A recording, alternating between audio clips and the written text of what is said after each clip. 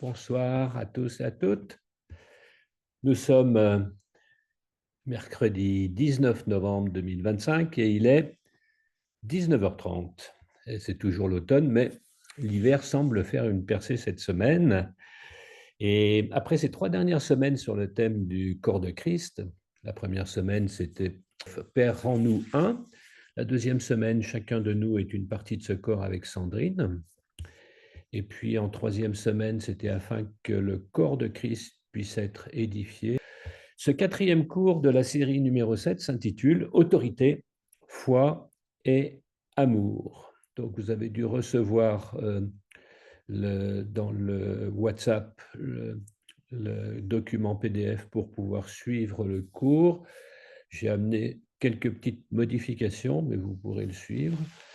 Cette fois, donc, nous allons prendre l'épître de Paul aux Romains et chapitre 12. Et là, je vais prendre également en parallèle la Thompson pour lire ce chapitre Romains 12,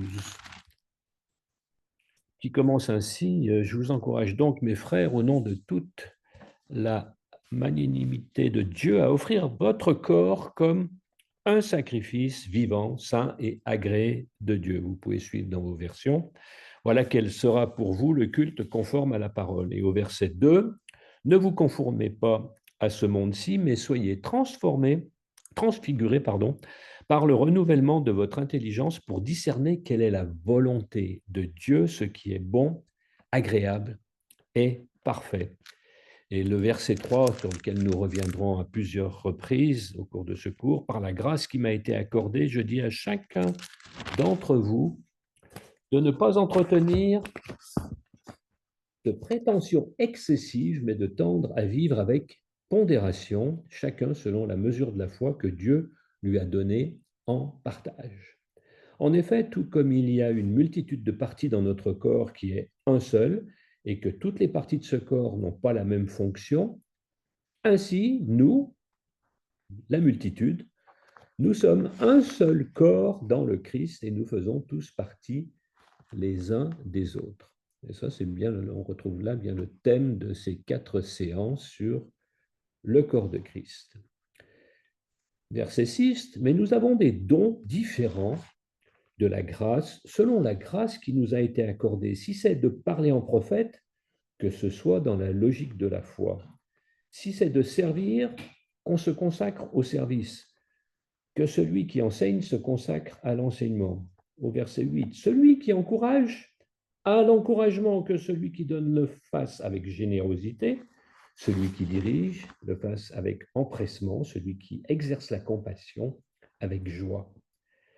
Que l'amour soit sans hypocrisie. Ayons le mal en horreur, attachez-vous au bien. Verset 10, quant à l'affection fraternelle, soyez pleins de tendresse les uns pour les autres. Soyez les premiers à honorer les autres. Ne soyez pas paresseux, mais empressés, soyez fervents d'esprit. Servez le Seigneur comme des esclaves. Réjouissez-vous dans l'espérance. Endurez dans la détresse. Consacrez-vous assidûment à la prière. Verset 13, soyez solidaires des saints qui sont dans le besoin et poursuivez l'hospitalité. Bénissez ceux qui vous persécutent. Bénissez et ne maudissez pas. Réjouissez-vous avec ceux qui se réjouissent, pleurez avec ceux qui pleurent. Soyez bien d'accord entre vous. Ne soyez pas orgueilleux, mais laissez-vous attirer par ce qui est humble. Ne vous croyez pas trop avisé. Ne rendez à personne le mal pour le mal. Efforcez-vous de faire ce qui est bien devant tous. Et verset 18, s'il est possible, pour autant que cela dépende de vous, soyez en paix avec tous. Ne vous faites pas justice vous-même, bien-aimés, mais laissez place à la colère, car il est écrit, c'est moi qui fais justice, c'est moi qui paierai de retour, dit le Seigneur. Et au verset 20, mais si ton ennemi a faim, donne-lui à manger. S'il a soif, donne-lui à boire. Car en agissant ainsi, ce sont des braises que tu amasseras sur sa tête. Et on termine avec le verset 21, ne te laisse pas vaincre par le mal, mais sois vainqueur du mal par le bien.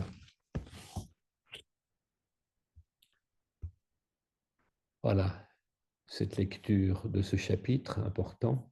L'un des problèmes que nous pouvons rencontrer dans la vie de l'Église, c'est que certains ont une certaine opinion d'eux-mêmes. C'est vrai que beaucoup d'entre nous disent oh, « je n'ai pas de ministère, je n'ai pas de don particulier », on en a parlé la semaine précédente.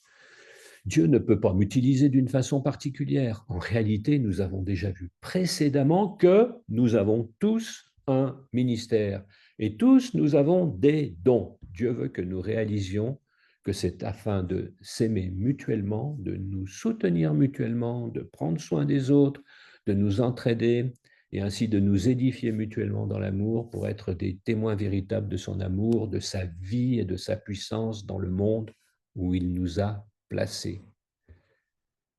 Si certains disent « je n'ai pas de ministère », d'autres au contraire veulent le prestige, la direction, la célébrité aux yeux du public. Or, Paul nous met en garde contre ceci et nous dit au verset 3, comme on l'a lu, « Je dis à chacun de vous de ne pas avoir de lui-même une trop haute opinion, mais de revêtir des sentiments modestes. » Un homme n'a pas le ministère qu'il prétend avoir, mais il a celui que lui reconnaissent tous les membres du corps. Vous savez, il y a une très grande différence entre l'autorité et l'autoritarisme. On peut voir au chapitre suivant, dès le début, dans le chapitre 13, ce verset 1 qui dit que toute personne soit soumise aux autorités supérieures, car il n'y a point d'autorité qui ne vienne de Dieu, et les autorités qui existent ont été instituées de Dieu. Donc là, nous pouvons voir si une personne exerce vraiment un ministère avec autorité ou si elle essaye simplement d'exercer sur les autres une pression dans une attitude autoritaire. C'est là la différence entre exercer avec autorité et autoritarisme. L'autorité, c'est quelque chose qui vient de Dieu et qui est donné à l'homme par Dieu. C'est la clé pour comprendre le ministère. Les différents services et ministères à l'intérieur du corps sont donnés par Dieu. Il nous équipe, et vous connaissez ceux qui ont de la compassion, de l'amour, de l'intérêt pour prendre soin des autres dans le besoin. Vous connaissez ceux qui ont une grande foi et croient vraiment en Dieu pour pouvoir, au besoin. Vous connaissez ceux et celles qui ont ce don d'aider les autres. Vous connaissez ceux et celles qui ont ce don d'administrateur et ceux et celles dont le don est d'être pasteur, docteur, enseignant et ainsi de suite. Vous voyez vraiment ces dons en eux, et alors ce n'est pas qu'ils essayent de proclamer qu'ils sont ceci ou cela, mais vous pouvez voir que c'est bien là la fonction que Dieu leur a confiée et pour laquelle il ou elle, je précise bien, ce n'est pas exclusivement des masculins, il ou elle, ils ont reçu l'onction de l'Esprit de Dieu. Nous devons donc prendre garde à celui qui réclame tel ministère. Colin Urquhart en a rencontré beaucoup au cours de ses voyages qui désiraient vraiment être reconnus pour tel ministère. Je veux être apôtre, je veux ci, je veux là, je suis prophète. Très souvent, il lui disait, je crois que Dieu m'a donné un ministère de guérison ou un ministère d'enseignement ou un ministère de prophète, ou quel qu'il soit. Et presque toujours, c'était un ministère à grand public. Effectivement, Dieu peut parfois donner à certains d'entre eux un ministère. Pour eux, la réponse de Colin était toujours celle-ci. Si Dieu vous appelle pour ce ministère, alors Dieu fera de vous un prophète, ou celui qui apporte la guérison, ou celui qui enseigne, et Dieu vous donnera les malades à guérir, ceux à enseigner, ceux à qui parler. Vous n'aurez pas à faire la preuve de votre ministère, Dieu le fera, car c'est lui qui détient l'initiative. C'est lui qui vous montrera ce que vous avez à faire, qui oindra votre travail, qui le rendra efficace et fructueux. Nous devons donc prendre garde de ne pas aspirer à ce que nous ne sommes pas. C'est Dieu qui donne les ministères et ceux qui déclarent des choses fausses sur eux-mêmes n'édifient pas le corps, mais ils sont alors la cause de problèmes et de divisions dans le corps. Paul poursuit au verset 3, ce que nous avons déjà partagé, « Revêtez-vous de sentiments modestes selon la mesure de foi que Dieu a départie à chacun. » La version seconde. Comprenez-vous bien que le genre de ministère que Dieu nous donne dépend de la mesure de foi qu'il nous a donnée. Est-ce que nous le comprenons? Certains ministères demandent une plus grande mesure de foi que d'autres.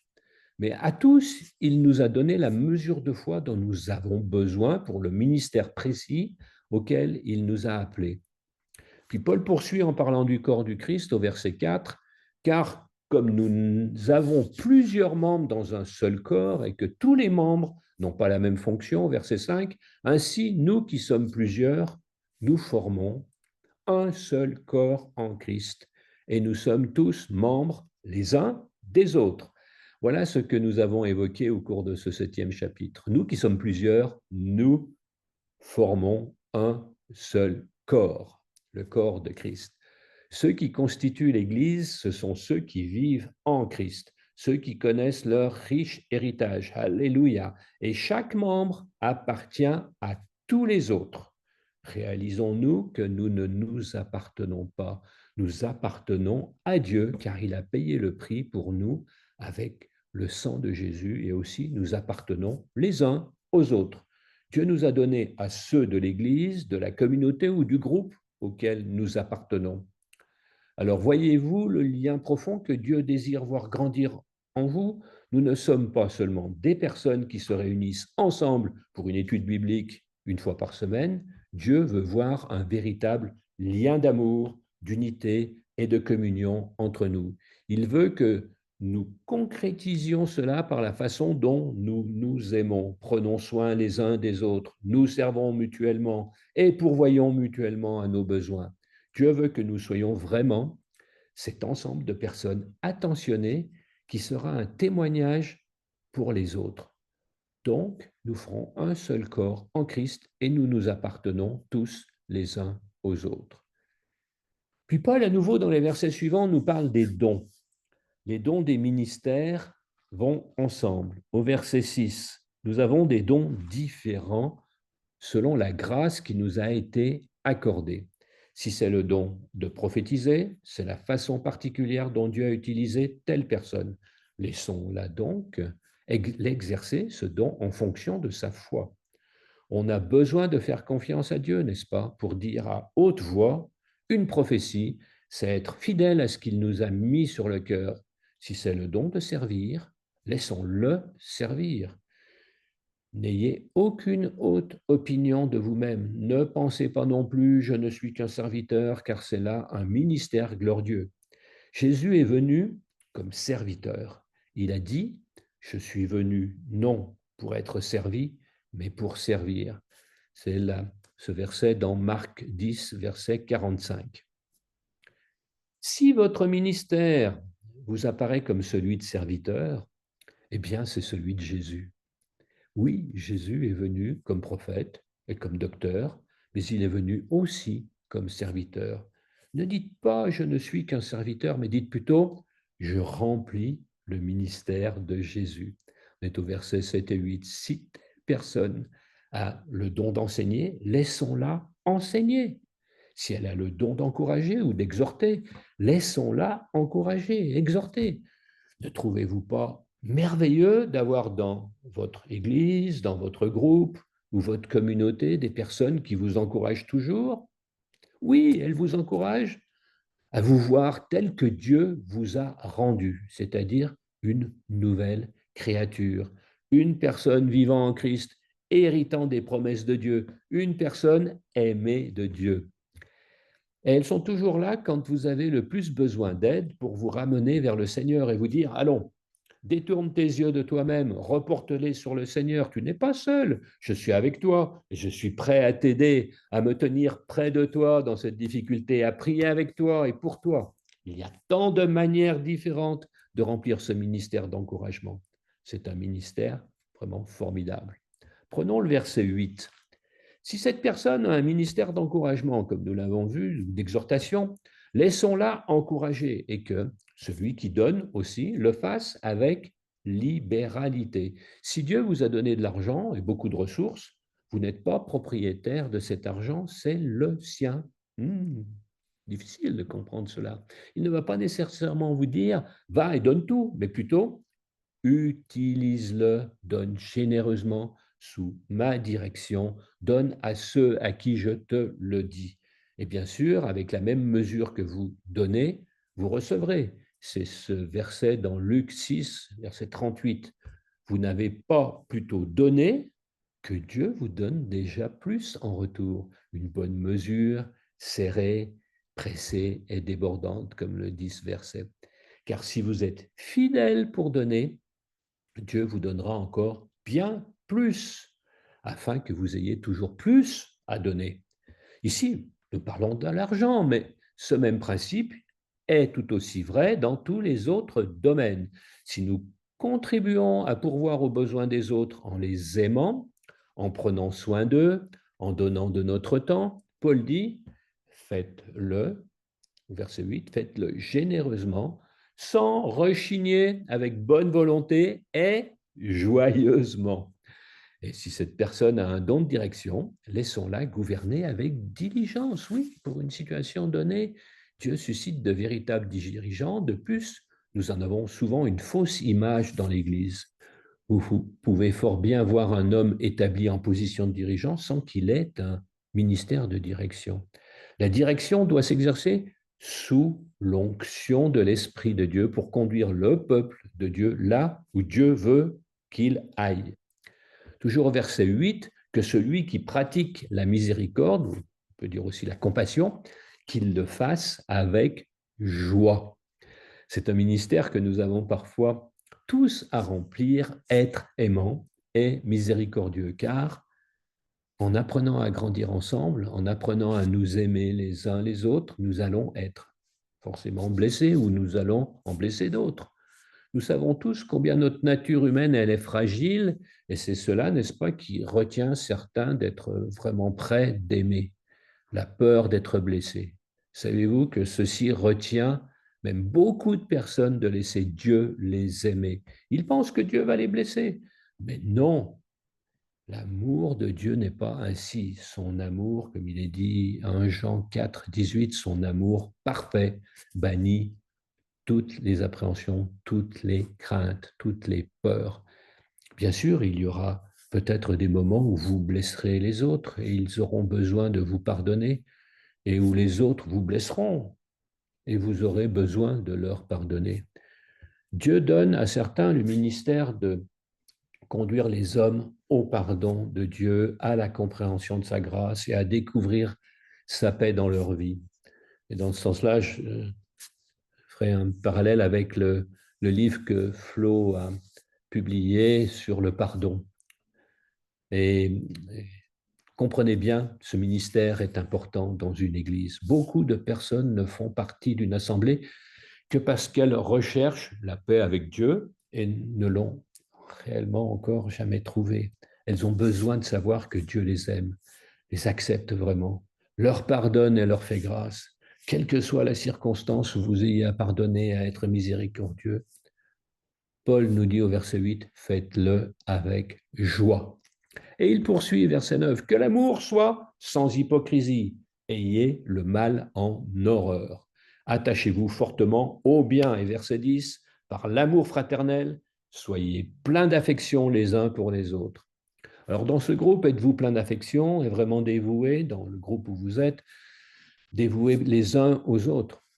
Oui, car c'est dans votre groupe qu'il faut commencer. C'est par là qu'il faut commencer. Vous pouvez vous consacrer à une assemblée de 100, 200, 500 personnes, mais avant toute chose, il est préférable de commencer dans une petite cellule, dans un petit groupe. Ceci ne signifie pas que vous n'aimez qu'eux, mais c'est là que vous pouvez vraiment concrétiser votre attention et votre amour. Priez-vous chaque jour pour tous ceux de votre groupe, ou tout au moins pour certains? Avez-vous vraiment à cœur de partager vos besoins et de les apporter ensemble devant Dieu? Et même, est-ce que vous pourvoyez aux besoins des autres, exprimant ainsi votre amour, votre service et votre don à Jésus? Que votre amour soit sincère et ne se contente pas de mots. Ne vous contentez pas seulement de vous étreindre chaque semaine en disant « Ah, je t'aime », mais soyez dévoués les uns aux autres dans un amour fraternel. Considérez les autres plus que vous-même. Commencez à le concrétiser et à réaliser ce que cela veut vraiment dire. Verset 11, ayez du zèle et non de la paresse. Soyez fervents d'esprit, servez le Seigneur. Et ensuite, réjouissez-vous en espérance. Soyez patients dans l'affliction, persévérez dans la prière. Alors, recevons ces paroles individuellement, collectivement, et réjouissons-nous ensemble dans l'espérance. Soyons patients ensemble dans l'affliction. Si l'un pleure, tous pleurent ensemble. Si l'un se réjouit, tous se réjouissent alors ensemble. Soyez fidèles dans la prière personnellement, mais aussi ensemble. Et verset 13, partagez avec vos frères et sœurs en Christ dans le besoin. Exprimez-leur votre amour et votre intérêt en leur donnant de toutes les façons que Dieu vous montrera. Pratiquez l'hospitalité. Poursuivez l'hospitalité selon les versions. Vous pouvez poursuivre cette lecture comme nous l'avons fait en commençant ce cours et voir comment vous allez mettre en pratique très concrètement les principes que Paul enseigne aux Romains. C'est là un point désarmant du Nouveau Testament, c'est trop concret pour être confortable. Mais Dieu ne nous appelle pas à une vie de confort. Il ne nous appelle pas à une vie de super spiritualité où nous acquérons seulement un beau langage spirituel sans être prêts à mettre nos vies en accord avec nos paroles. Dieu ne nous remplit pas de son Saint-Esprit pour que nous nous sentions mieux dans nos offices et nos rassemblements et pour mieux comprendre sa parole. Nous n'avons pas à être de simples auditeurs de sa parole, mais nous devons la mettre en pratique. Les amis, de bien des façons, vous n'aurez pas trouvé l'enseignement de ce chapitre 7 difficile à comprendre, mais plutôt difficile à regarder vraiment en face. Vous ne voyez que trop bien qu'il vous faudra le mettre en pratique. Vous avez besoin de le mettre en pratique. Et vous savez, dans les Écritures, tous les commandements de Dieu reviennent à ces deux commandements d'amour. Vous devez aimer le Seigneur, votre Dieu, de toute votre force. C'est dans Marc 12, les versets 30 et 31. Aimez le Seigneur votre Dieu de tout votre cœur, de toute votre âme, de tout votre esprit et de toutes vos forces. C'est quelque chose que nous faisons individuellement et collectivement. Nous devons aimer notre prochain comme nous-mêmes. Ça, c'est Marc 12, les versets toujours 30, 31. Si vous aimez Dieu, si nous aimons Dieu, cet amour doit s'exprimer envers les autres. Ces deux commandements, nous les mettrons vraiment en pratique dans notre vie si nous sommes prêts à obéir aux nouveaux commandements que Jésus nous donne. Jean 13, verset 34, voici, je vous donne un commandement nouveau, bien précisé, un nouveau commandement. Aimez-vous les uns les autres comme je vous ai aimé. C'est uniquement en vivant pleinement cet amour, ce commandement de s'aimer les uns les autres comme Jésus nous a aimés, que nous pouvons être le corps de Christ tel que Dieu le désire. Et c'est à cela seulement que nous serons reconnus comme ceux qui aiment vraiment Dieu, qui s'aiment véritablement et sont prêts à en payer le prix. Alors, Seigneur Jésus, tu sais que certains d'entre nous ont peur d'aimer et même peur d'être aimés. Et nous te remercions de nous avoir donné ton Saint-Esprit d'amour pour vivre en nous. Merci de ce que nous nous appartenons les uns aux autres et sommes tous membres les uns des autres. Merci de ce que tu nous as donné les dons et les ministères pour nous encourager les uns les autres et édifier le corps de Christ dans l'amour.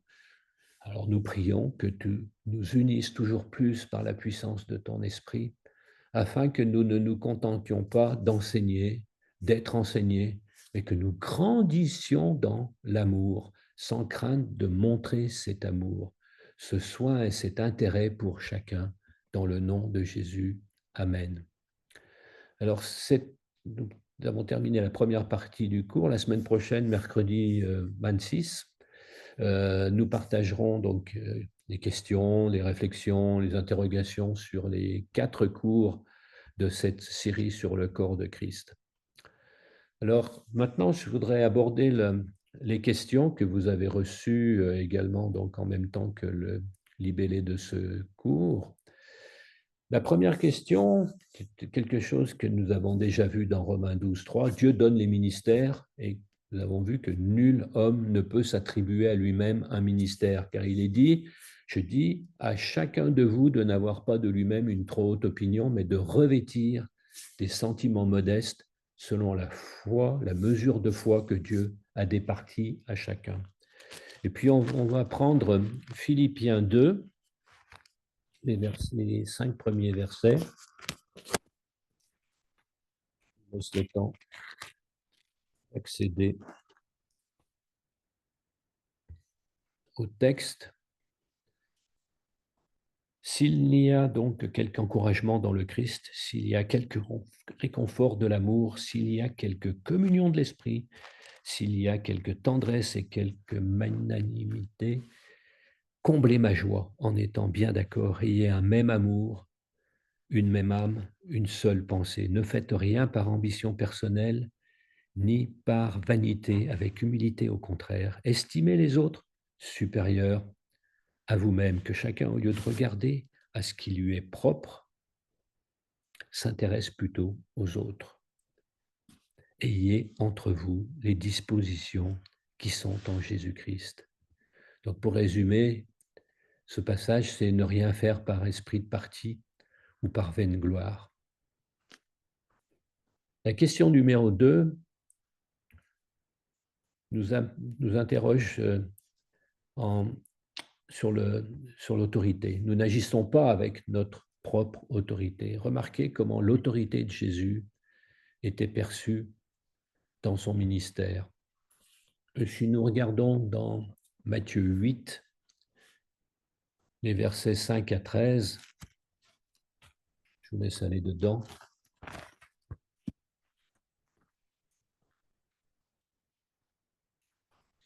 Matthieu 8.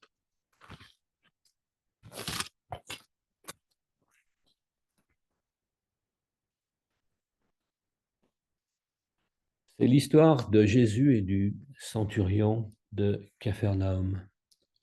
Et si nous regardons rapidement ce texte concernant Jésus et l'attitude de l'officier romain, ça nous amène à comprendre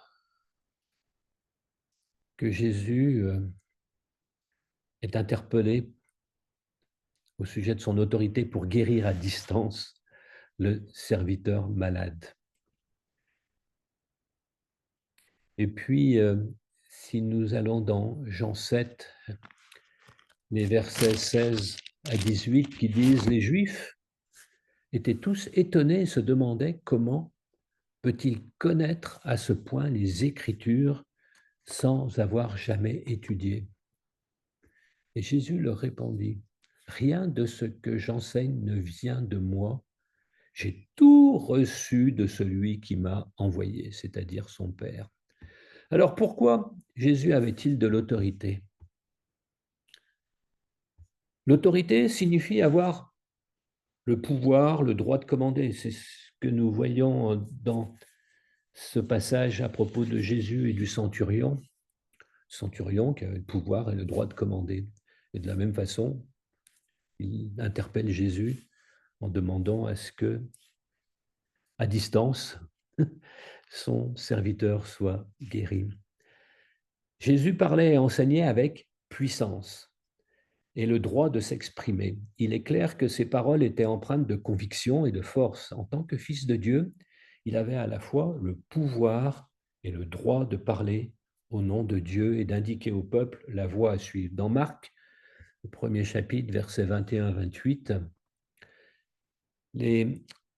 c'est Jésus et ses disciples qui entrèrent à Capharnaüm. Et aussitôt le jour du sabbat, il se rendit à la synagogue. Et là, il enseignait. Et tous étaient frappés par son enseignement, car il enseignait en homme qui a autorité et non pas comme les scribes. Alors la véritable autorité, c'est exousia, le terme. C'est le Seigneur et le Maître qui s'est fait serviteur, lavant les pieds des disciples, signifiant par le don de sa propre vie, comme on le voit dans Jean 13, le pouvoir réel, dunamis. Là, c'est la puissance et non plus l'autorité exousia. C'est celui du bon pasteur qui offre sa vie pour le troupeau qui lui est confié. Et on peut retourner aussi dans Jean 10, les versets 11 à 18. Alors, comment obtiendrons-nous de l'autorité? Si je prends l'image de l'agent de police, qu'est-ce qui lui confère l'autorité sur la circulation? C'est son uniforme, son bâton, son képi. Et cela lui confère de l'autorité sur la circulation, mais pas le pouvoir ou la puissance. Si un automobiliste décide de foncer, de continuer, le, le pauvre agent de police n'aura pas le pouvoir ou la puissance d'arrêter la voiture. Par contre, il essaye d'exercer son autorité. Dans Matthieu 28, Jésus s'approcha et leur dit: « Tout pouvoir m'a été donné dans le ciel et sur la terre. Allez donc auprès des gens de toutes les nations et faites d'eux mes disciples. Baptisez-les au nom du Père, du Fils et du Saint-Esprit et enseignez-leur à pratiquer tout ce que je vous ai commandé. Exercez l'autorité au nom de Jésus. » Si vous voulez parler avec autorité, alors il faut passer du temps avec Dieu en écoutant sa voix. C'était parfaitement évident pour tout le monde que Jésus avait de l'autorité. Il le voyait. Le seul point sur lequel ses adversaires s'interrogeaient, c'était d'où venait cette autorité. Si on retourne dans Marc 11, verset 28. Pendant que Jésus marchait dans la cour du temple, les chefs des prêtres, les spécialistes de la loi et les responsables du peuple l'abordèrent et lui demandèrent: « Par quelle autorité agis-tu ainsi? Qui t'a donné l'autorité de faire cela ?» Et Jésus leur répondit: « J'ai aussi une question à vous poser, une seule. Si vous me répondez, je vous dirai de quel droit je fais cela. De qui Jean tenait-il son mandat pour baptiser? » Donc, son mandat, son autorité, de Dieu ou des hommes? Répondez-moi. Alors, ils se mirent à raisonner entre eux. Ah, si nous disons de Dieu, il va demander: pourquoi alors n'avez-vous pas cru en lui? Mais d'autre part, si nous répondons: cette autorité, il la tient des hommes, alors il craignait les réactions de la foule, car tout le monde pensait que Jean était un vrai prophète. Et ils répondirent à Jésus: « Nous ne savons pas. » Et Jésus leur répliqua: « Alors moi non plus, je ne vous dirai pas par quelle autorité j'agis comme je le fais. » Alors nous pouvons prendre comme exemple une prière d'autorité au nom de Jésus en disant: « Je déclare que je marche et que je vis en paix au nom de Jésus. Je me tiens sur la parole de Dieu maintenant. Je prends autorité sur toute puissance de peur. Je chasse ces peurs de ma vie au nom de Jésus. Je crois et confesse que je n'ai peur de rien ni de personne. » Un bon exemple de prière. Prier en se tenant sur la parole de Dieu et en proclamant que nous marchons et vivons en paix au nom de Jésus, et nous croyons et confessons que nous n'avons peur de rien ni de personne. Une troisième question: Dieu nous interpelle, il donne à chacun la mesure de foi qui lui est nécessaire. Alors, ça nous ramène à Romains 12, 3, donc nous l'avons déjà abordé à plusieurs reprises, au début du cours et dans la première question.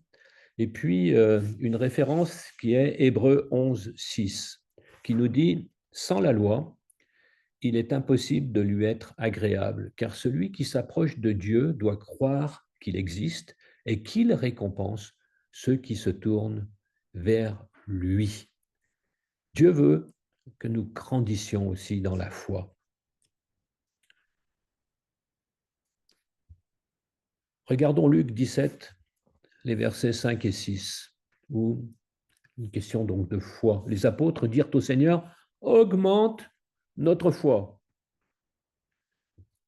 Et le Seigneur répondit: « Si vous aviez la foi, même aussi petite qu'une graine de moutarde, vous pourriez commander à ce mûrier-là: arrache tes racines du sol et va te planter dans la mer, et il vous obéirait. » Romains 10, verset 17, la foi naît du message que l'on entend, et ce message vient par la parole de Christ.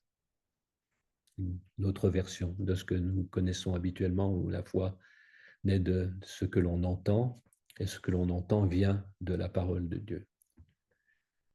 Abordons la question 4. Nous ne sommes pas dans le corps pour en tirer avantage, mais au service des autres. C'est l'interpellation.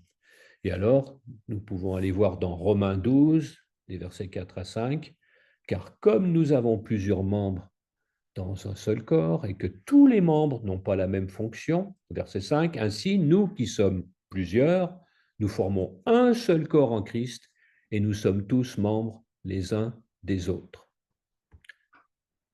Question numéro 5. Comment pouvons-nous manifester ceci dans notre groupe, dans notre Église? Eh bien, je pense, et on pourra le compléter tout à l'heure, par le service des autres, être des serviteurs. Et si l'on lit Romains, question 6, Romains 12, les versets 6 à 8, si nous retournons dans l'Épître aux Romains, nous avons des dons de la grâce différents que dans sa bonté, Dieu nous a accordés. Pour l'un, la prophétie, qu'il exerce cette activité conformément à notre foi commune. Pour un autre, c'est le service, alors qu'il se consacre à ce service. Que celui qui a reçu un ministère d'enseignement enseigne, que celui qui a reçu un ministère d'encouragement encourage, que celui qui donne le fasse sans arrière-pensée, que celui qui dirige le fasse avec sérieux, et que celui qui secourt les malheureux le fasse avec joie. Et la question est la suivante, lesquels de ces dons sont-ils visibles au travers de chacun d'entre nous ou dans votre groupe? Et on peut alors rechercher de quelle manière ils pourront davantage se manifester. Ça suppose, à mon avis, beaucoup de confiance en Dieu, d'entendre sa voix, de lui obéir, de reprendre Romains 12, mettre en pratique. C'est-à-dire, si je reprends ce passage, les versets 6 à 8, c'est tous les verbes qui sont là, exercent les dons, se consacrer au service, enseigner, encourager, donner, diriger, secourir, si vous reprenez les différents versets.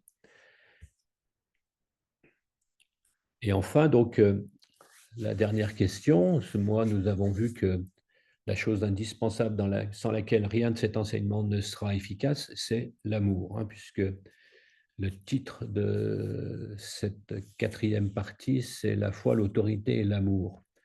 Et si nous reprenons 1 Jean 4, 18 que nous avons vu plus haut dans le cours, la crainte n'est pas dans l'amour, mais l'amour parfait bannit la crainte.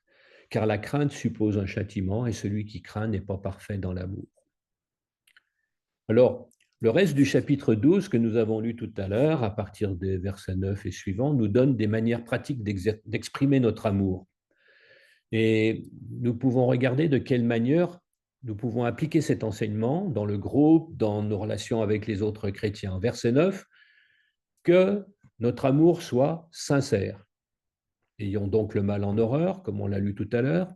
Attachons-nous de toutes nos forces au bien, notamment en ce qui concerne, au verset 10, l'amour fraternel.